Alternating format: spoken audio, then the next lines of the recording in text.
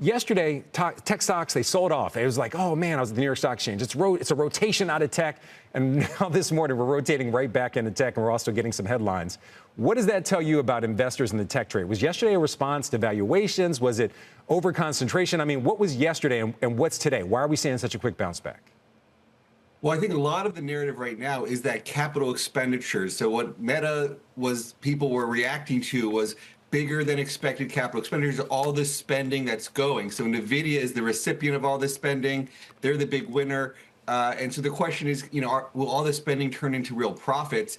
I love the story you gave on, the transportation company that used AI to basically dramatically increase profits. That is early innings. I mean, I think we're like inning one of companies using the AI technology to actually improve margins broadly.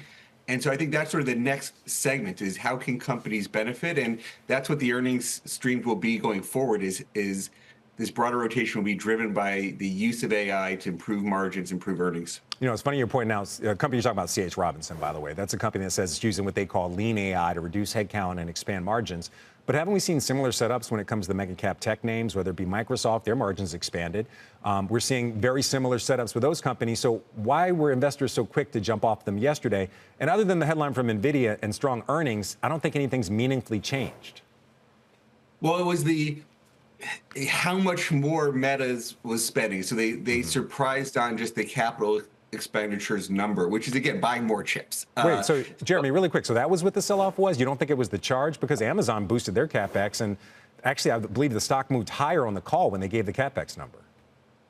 I do think it's the capex number. The charge is actually, we think, just part of this sort of tax write-offs, the incentives now from that one big, beautiful bill to accelerate depreciation and get some of that going now. It's really more about the capex and will all these spending pay off? I mean, that's the real big question. All right. Earnings has been a lot better than expected so far in Q3. Before Apple and Amazon reported, we were up about 12.5% year over year.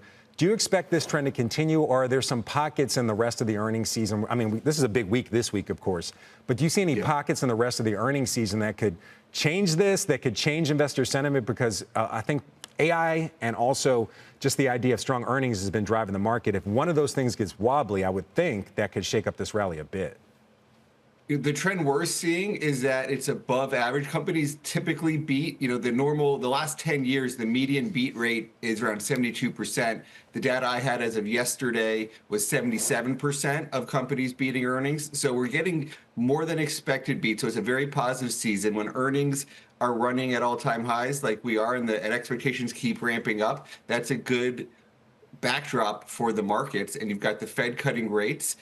Powell did question, will they go in December? But you've got a backdrop of lower rates, strong earnings, and, continued investment. So there's a lot of, very positive backdrops here for the market to keep going higher. All right. So a lot of really positive signs in the U.S. market, but you're actually talking about the Japanese markets. Once again, by the way, you were really early on this. You came on Worldwide Exchange talking about it. But before you were talking about the EWJ, this time you're talking about the OPPJ. It's the WisdomTree Japan Opportunities ETF.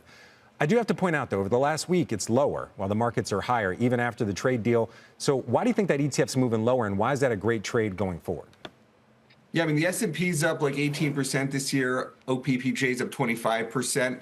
I call it the anti-bubble. When you look at the S&P, everybody's talking the AI bubble, 24 times earnings. The PE on these stocks are 12. So it's like half the multiple. They're doing a lot of dividends, doing buybacks. They've got a new Prime Minister, Takaichi, who Trump met with. Abe was one of his very close friends, and Takaichi is being marketed as Abe 2.0, going to do a lot more in defense spending, a lot more fiscal packages.